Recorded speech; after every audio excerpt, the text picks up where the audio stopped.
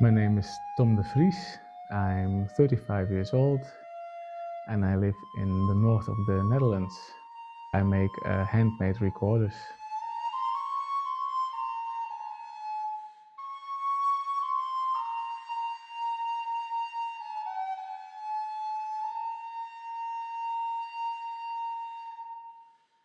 The idea of making recorders, being your own boss, having your own workshop, that really appealed to me. I don't think I ever said it out loud when I was like 12 or 14. It was there, I was thinking about it, but it was not realistic because how silly a dream is it to want to become a recorder maker? A leader of a company, I have to book my own hotels when I go to exhibitions and make travel arrangements. I have to write emails, do client contact, everything together. And when I was 18 at least, I was not ready to do this.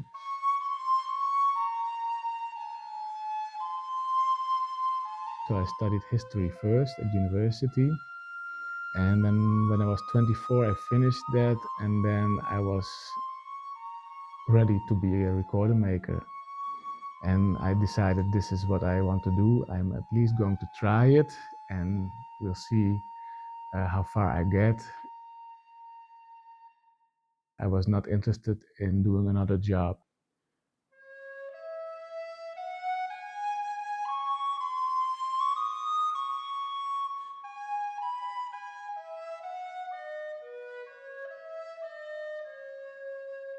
Even when I was a teenager, it was very fascinating to me. The construction, the different kind of woods, historical models. Historical model from Germany would sound different than one from England or from France or from a Renaissance instrument, the different kind of shapes and bores. And that was, for me, also equally as fascinating as the playing the recorder. They went hand in hand. Some people just have this urge to also see how it's constructed and then make it yourself. I use a lot of variety in woods, so I like European woods like pear wood, cherry, maple, and European boxwood. But I also like to experiment with tropical woods like ebony, palisander. The quality has to be very high, so I buy them at specialist shops. And then when I see something that grabs my attention, that I really want to work with, then I get excited and want to make a recorder from this piece of wood.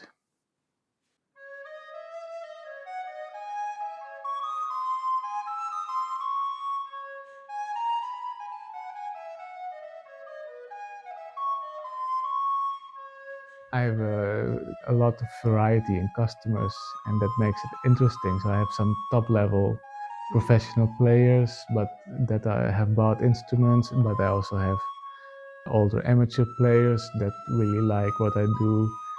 And there's really young talented players that also buy my instruments.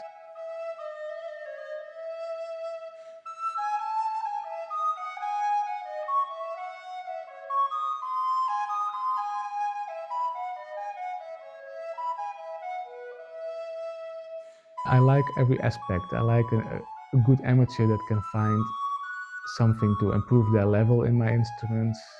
I like a top player that plays for 2,000 people on one of my instruments, or if it's their first, a young person, it's their first top level instrument, then that's also very special because it so enlarges their possibilities to play music.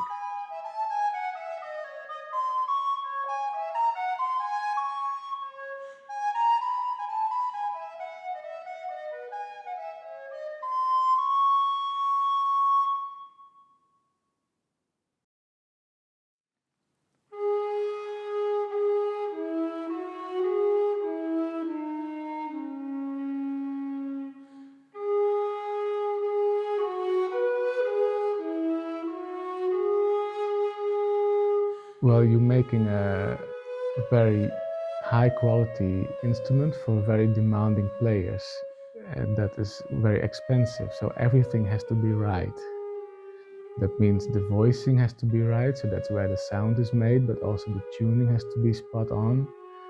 So getting everything to work together to make a top quality instrument for a top quality player, that's the challenge.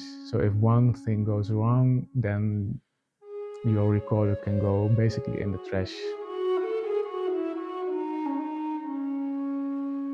Everything is on such a small scale, you can adjust to a certain point, but when it's wrong, it's almost nothing you can do to repair it.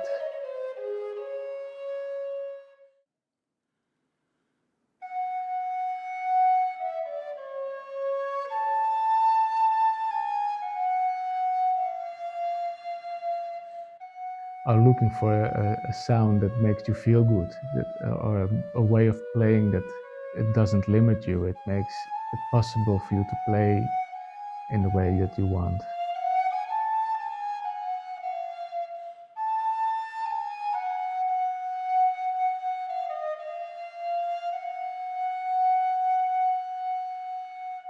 You can play optimal music, find the best sound color for what you want, what you are looking for. It has to click, it has to fit with you, it has to free you from limitations.